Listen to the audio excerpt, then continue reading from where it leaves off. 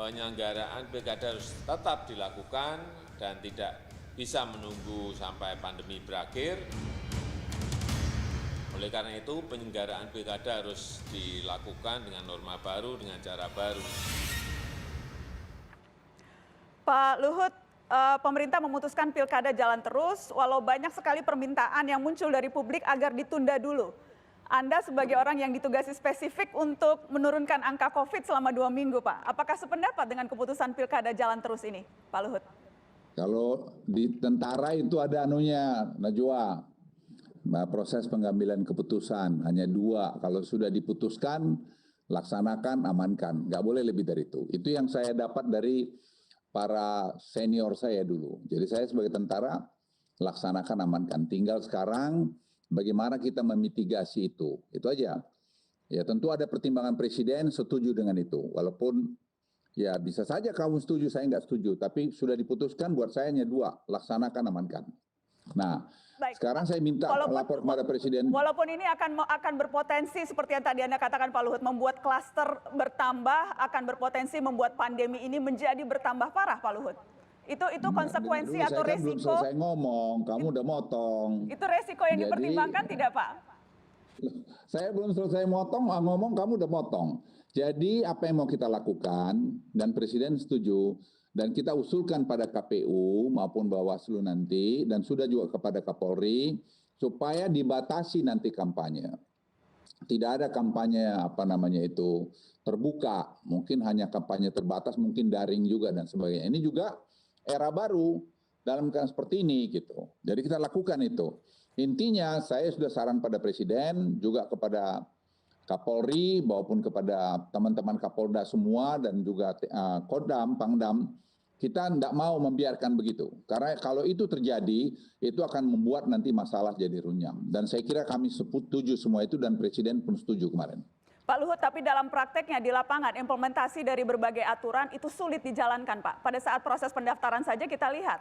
Jadi dan sekarang pun itu kita lihat ada banyak sekali pengabaian-pengabaian.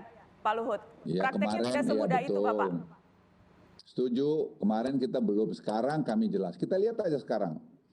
Ya kita lihat, jadi saya hanya himbau semua pemimpin-pemimpin politik, semua juga yang punya keinginan-keinginan politik, kita harus duduk tenang. Kita punya tanggung jawab, sekecil apapun tanggung jawab kita ada untuk keamanan Republik ini.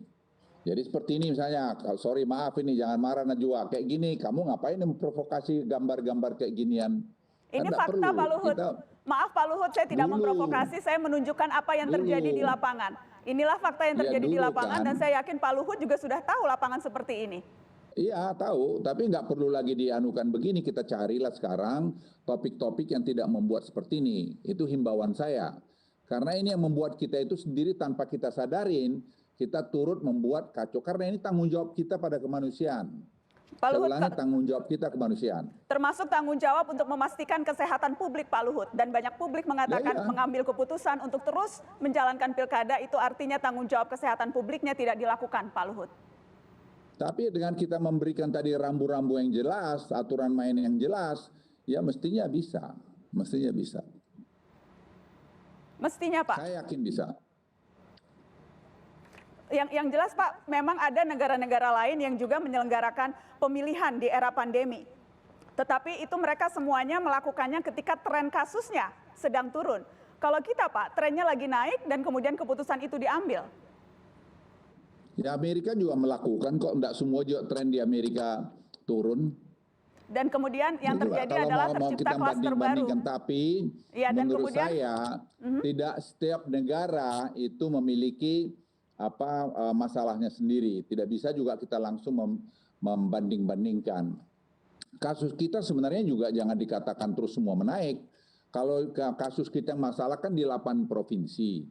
Di sisa provinsi yang lain kita masih cukup baik. Pak, nah sekarang kami bekerja keras untuk 8 provinsi ini bisa kita kendalikan sampai nanti mulai vaksin dapat. Dan saya kira kalau pola yang kita buat tadi jalankan dengan benar, yaitu tadi mulai di rumah sakit, karantina, dan kemudian di penanganan tadi masyarakat di lapangan bisa jalan, mestinya kita akan bisa mengkontain masalah ini. Pak, tapi dari 270 daerah yang akan pilkada, mayoritas dari daerah-daerah pilkada itu masuk kategori resiko tinggi dan sedang, Pak Luhut. Lagi-lagi ini akan sangat menyulitkan tugas Anda untuk mengendalikan COVID ini, Pak. Ya kita lihatlah, menurut saya sih kalau kita semua bersatu padu, paham tanggung jawab kita masing-masing sebagai pemimpin, sebagai rakyat, mestinya sih bisa kita mitigasi. Mestinya bisa dimitigasi, begitu ya Pak? Ya, kita harus optimis dong hidup Najwa. Masa kita enggak optimis? Optimis ya, kalau tapi saya juga nggak optimis nggak di sini saya hari ini. Cautiously optimistic Pak. Jadi optimis tapi juga harus realistis melihat apa yang terjadi di lapangan. Karena rasa Najwa, kalau soal lapangan orang belum tentu lebih lapangan dari saya. Saya pergi lihat semua. Ya, saya lihat semua dan proses pengambilan keputusan saya never ever in my entire hidup ini hanya mendengarkan saja enggak. Saya lihat ke bawah.